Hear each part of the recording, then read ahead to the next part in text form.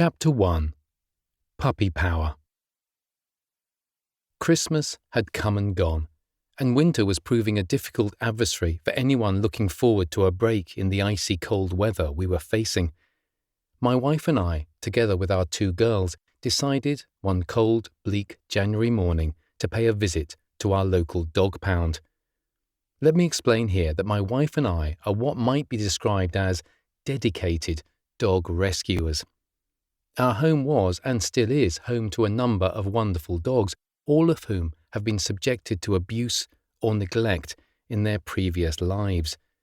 We have adopted each one with a view to providing them with care, love, affection, and security, and every one of them is an important member of our family. From the worst case of abuse, Sheba, once used as bait to train fighting dogs, to Dexter, thrown from a moving car at high speed on a busy motorway, Dylan, beaten within an inch of his life as a puppy,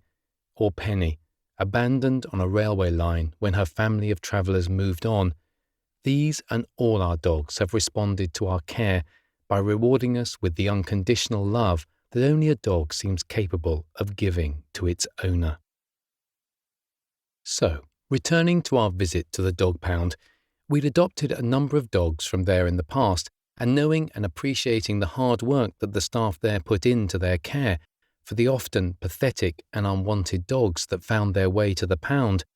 we arrived with a gift of a large box of chocolates for the girls who cared for the dogs on a daily basis.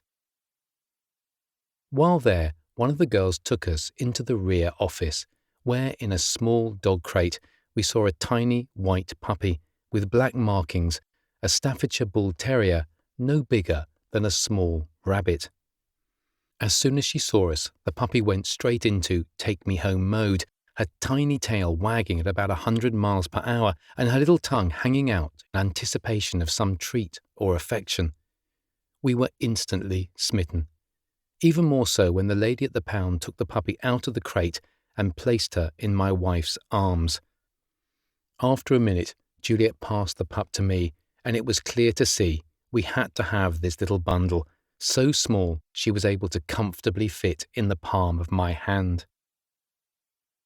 The whole decision-making process had taken no more than 2 minutes, and we began filling out the paperwork that would allow us to adopt the puppy, who we placed on the floor and watched us as we filled in the forms. The tiny pup dashed here and there, ran in circles, then back and forth over the length of the office floor, her tail never still as it wagged with happiness. Paperwork complete, we now faced an agonizing wait, as the rules relating to stray dogs meant the dog had to be held in the pound for 7 days, just in case the original owner turned up to claim their missing dog. The chances of that happening in this case were, we were assured, virtually zero, as the puppy had been found in the gutter on a lonely street, shivering and almost dead from hypothermia, by a passing dog warden who did in fact think it was a dead rabbit lying in the gutter as she drove along the street. Thankfully, she pulled up to investigate and found the tiny puppy barely alive and took her straight to the pound, where she was gradually warmed up, examined by their vet, fed and watered, and soon seemed none the worse for her ordeal. The warden estimated the pup as being no more than 6 weeks old and certainly too young to have left her mother. The staff at the pound explained they were feeding her on puppy milk bought from a local pet food specialist, as she was too young to have been fully weaned onto solid food. Confident that the puppy would soon be joining our family, we drove home and spent the next few days preparing for our new arrival. We visited the pet store and bought her a nice, soft, warm dog bed with a lovely fleecy blanket to go in it to make sure she was warm in her bed.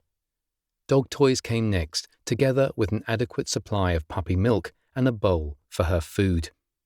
It would be a while before she could go for walks in public, as she would have to have her inoculations beforehand, but we did invest in a collar and lead for her, ready for the first time she went out for a walk in the big wide world.